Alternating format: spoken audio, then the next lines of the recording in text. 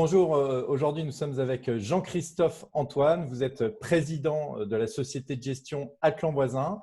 Bonjour Jean-Christophe. Bonjour Jonathan. On est ravis de pouvoir échanger avec vous et aujourd'hui on va parler un peu de cette tendance où on dit que le bureau c'est mort, que le bureau c'est terminé à cause du télétravail parce que voilà, on a toutes et tous essayé vraiment dans un test grandeur nature pendant ces 2 mois de confinement le télétravail. Mais pourquoi, selon vous, le télétravail ne va pas dire anéantir et remplacer les bureaux?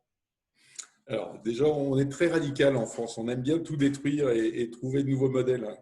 Ça doit dater de la Révolution, la fin des privilèges, on coupe la tête de la royauté. Donc on continue dans ce créneau-là.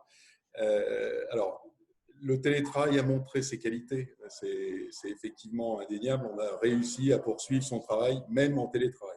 Maintenant, il y a des limites et ça ne signifie pas la mort du bureau. Il y a plusieurs aspects qu'il faut évoquer pour le maintien du bureau. D'une part, si on parle en mètres carrés aujourd'hui, c'est un peu un jeu à somme nulle. C'est-à-dire que si on vient au bureau, on ne vient pas dans les mêmes conditions qu'avant. C'est-à-dire qu'on est obligé, et toutes les entreprises le font, on dédensifie les espaces. Donc globalement, là où vous aviez un bureau ou 2 bureaux sur 8 mètres carrés ou 9 mètres carrés, maintenant, il n'y a plus qu'un bureau. Donc déjà, globalement, on utilise moins l'espace, ou on densifie moins l'espace qu'auparavant. Et je pense que c'est une notion qui va perdurer. Donc ça, c'est la première logique. Après, il y a des éléments importants. Il faut bien se rendre compte, et ça c'est un peu plus philosophique, c'est quel sens on donne au travail. Le télétravail, il a posé une question. Quel est le sens du travail? Quel est le rôle du travail dans ma vie? Quel est le temps que je dois consacrer au travail dans ma vie? Et ça, c'est une véritable question et ça pose aussi des questions de management et c'est comment les entreprises vont répondre.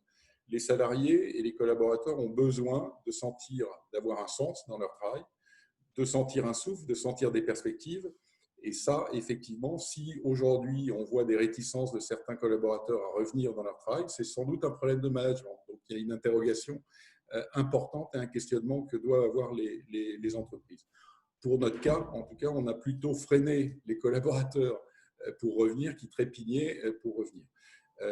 Ça, c'est la première chose et qui est relativement importante.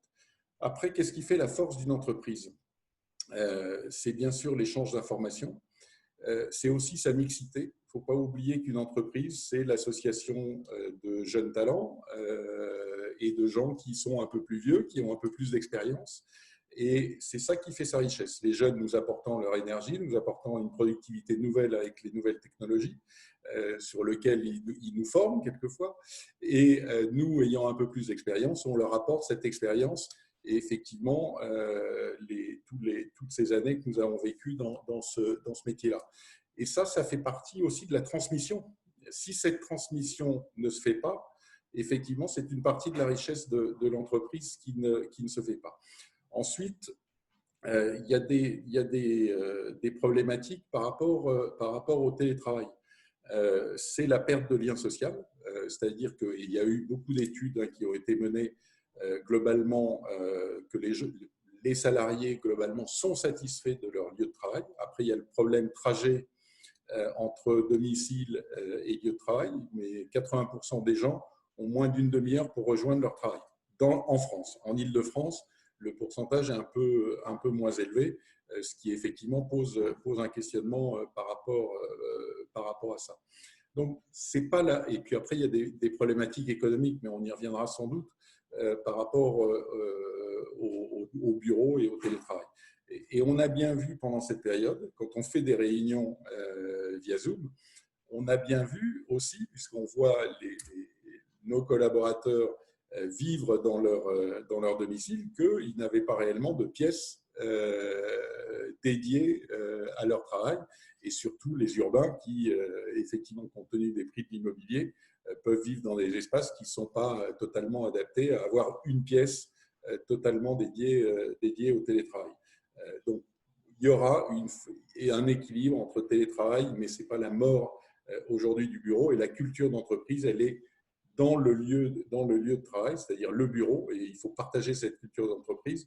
Et encore une fois, si on veut donner un sens à son travail, il faut adhérer à une stratégie d'entreprise et elle se fait au sein des bureaux. C'est très difficile de partager une culture d'entreprise, une stratégie, de donner du souffle et des perspectives aux collaborateurs si on est en télétravail. Et n'oubliez pas que les carrières se font par les rencontres et les rencontres, elles se font très peu par télétravail. Est-ce que vous allez visualiser quelqu'un qui est très bon via une conférence Zoom? Je ne suis pas sûr. Alors que lors d'une réunion ou lors d'une réunion de travail, vous allez vous dire, tiens, cette personne qui vient d'une autre société, elle est plutôt excellente et c'est un talent et ça peut être intéressant de la débaucher. Donc, il y a plein de critères Ouais, qui font il y que a ce n'est plein pas la mort d'éléments. du bureau. Voilà, c'est pas la mort du bureau, c'est bon, ce que vous évoquez, c'est quelque part le besoin d'avoir un lieu où se forge le collectif. C'est un élément important. Bon, les défenseurs du télétravail, ils vont vous vanter les économies, les gains, j'allais dire, d'efficacité contre voilà, l'inexorable ascension de ce mode d'organisation. Qu'est-ce que vous en dites? Parce que bon, ok, on va peut-être gagner une part sur le loyer, mais peut-être qu'il y a d'autres coûts par ailleurs, des coûts cachés. Ouais. Alors, c'est l'enjeu du télétravail et la joie du télétravail, c'est effectivement de rester chez soi. Alors, encore une fois, c'est pour une partie de la population qui est privilégiée. Si vous êtes effectivement à l'île de Ré ou dans le Midi, dans votre maison et en télétravaillant, c'est beaucoup plus agréable que de télétravailler dans un 2 pièces ou un 3 pièces à Paris, comme c'est le cas pour la plupart de jeunes cadres. Donc, il faut relativiser quand même là-dessus. Après, il y a certaines fonctions, effectivement, comme la compta, comme des assistances de gestion qui peuvent être plus adaptées au télétravail. Ce que l'on n'a pas mesuré aujourd'hui, et vous l'avez très bien dit, c'est le coût. Aujourd'hui, ça ne paraît pas cher. On se dit, mais on va économiser les mètres carrés de bureau et les gens resteront chez eux, ça sera très bien. La dimension, et c'est ce à quoi s'était heurté le télétravail il y a une dizaine d'années, hein, quand on avait annoncé déjà la mort du bureau avec le télétravail, même si on n'avait pas les mêmes outils pour travailler en télétravail. Le périmètre et le cadre du télétravail n'est pas fixé aujourd'hui. Est-ce que vous pensez qu'un salarié qui va être en télétravail ne va pas demander le paiement d'une indemnité pour avoir une pièce dédiée à son travail, la fourniture, le dédommagement financier de son accès à Internet, une imprimante sans doute, et toutes les fournitures qui vont avec, sa consommation d'électricité. Et qu'est-ce qui se passe demain s'il est licencié? Est-ce qu'il faut le dédommager par rapport à cette pièce qu'il a prise en plus pour télétravailler?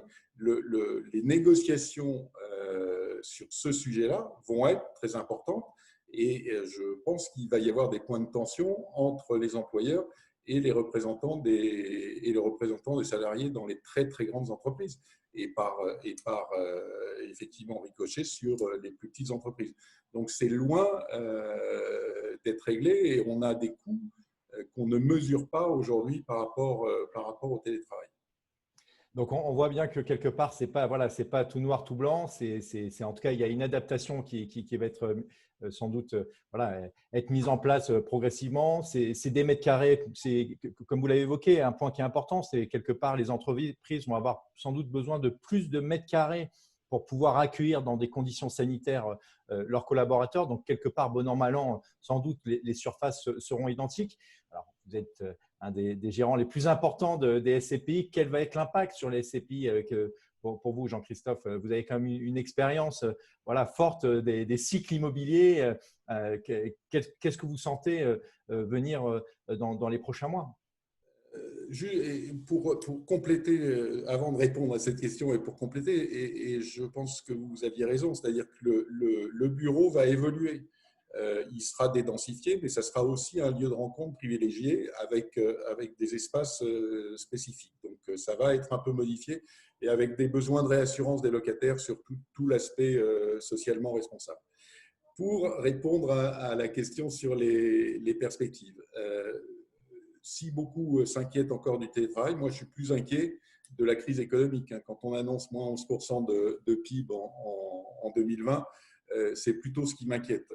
Et c'est cela qui peut effectivement corriger les résultats sur la fin de l'année avec certaines réductions de surface plutôt que le télétravail.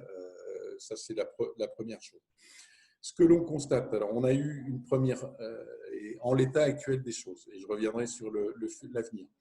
En l'état actuel des choses, globalement, ça se passe mieux que ce que l'on avait imaginé. La collecte a augmenté au mois de mai par rapport au mois d'avril, où on avait eu une baisse d'à peu près 40%. Là, globalement, on va avoir une baisse de l'ordre de 25% à peu près par rapport à un mois régulier. Donc, on sent qu'il y a un intérêt, effectivement, et c'est un arbitrage des Français qui ont épargné entre l'épargne de précaution et une épargne qui permet d'avoir un rendement un peu plus élevé que l'épargne de précaution. Donc là, la collecte est là, il n'y a pas de problème de liquidité, très peu de retrait. Sur la partie locative, grosse inquiétude en avril avec les enseignes. Donc ça, c'est l'effet immédiat arrêté de fermeture. Aujourd'hui, les enseignes, ou en tout cas pour la plupart d'entre elles, sont plus positives quant au panier moyen qui a augmenté suite à la réouverture de leurs magasins. Donc, les problèmes sont soit réglés, sont en cours d'être réglés, effectivement avec un accord qui est relativement équilibré, qui a pour résultat, pour certains, une annulation de loyer, avec en contrepartie une durée qui est rallongée pour la sécurisation du revenu pour les SCPI, en tout cas pour ce qui nous concerne. Et aujourd'hui, à l'heure où je vous parle, on doit être à 75-76% de taux de recouvrement sur le loyer du deuxième trimestre, sachant qu'il y a des loyers qui doivent être payés au mois de juin. Donc, c'est plutôt une situation réconfortante par rapport aux inquiétudes qu'on avait au mois d'avril. Sur le deuxième aspect, c'est l'effet différé, c'est-à-dire la crise économique. Aujourd'hui, et on le voit bien, le risque, c'est que les transactions locatives vont diminuer, puisque soit les sociétés qui se portent bien vont hésiter à déménager pour ne pas augmenter leurs coûts, soit celles qui vont mal vont essayer de réduire leur surface ou effectivement de quitter leurs locaux pour aller vers des locaux beaucoup plus économiques. Donc ça, c'est la deuxième vague dont on ne peut pas imaginer la mesure aujourd'hui, parce qu'il y a un élément qui est important, c'est quelles vont être les conditions de la reprise. La reprise, elle sera là, elle va être là. Après, est-ce qu'elle compensera la perte de richesse que l'on connaît? Ça, on ne peut pas le dire. Ça dépend aussi des mesures de relance européenne et des mesures que doit annoncer le président de la République entre juillet et septembre, comme il l'a annoncé hier. Mais globalement, sur la plupart de nos locataires, ça se passe plutôt bien. Maintenant, il faut attendre un peu cet effet différé. On est vigilant sur cet effet différé. Troisième élément sur la partie investissement.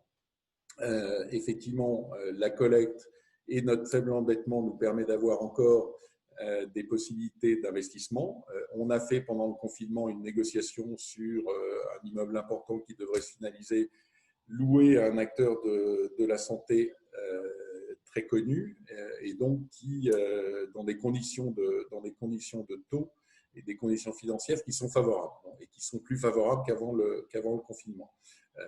Ce n'est pas le cas pour tous les dossiers. Aujourd'hui, il y a, si vous voulez, une bagarre et un test entre acquéreurs et vendeurs où les vendeurs sont en train, les acquéreurs sont en train de tester les vendeurs sur leur capacité à résister. Donc, il y a beaucoup d'offres qui sont faites à des prix qui sont décotés, effectivement, ou au prix que l'on estime correct pour renforcer notre revenu.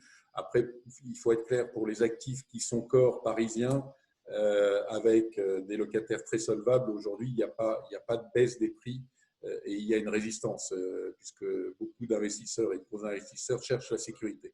Donc, mais par contre, on voit se rétablir une hiérarchie des prix et effectivement un certain nombre de biens qui commencent à avoir des taux qui sont plus en corrélation avec nos attentes. Donc, on commence à le voir poindre.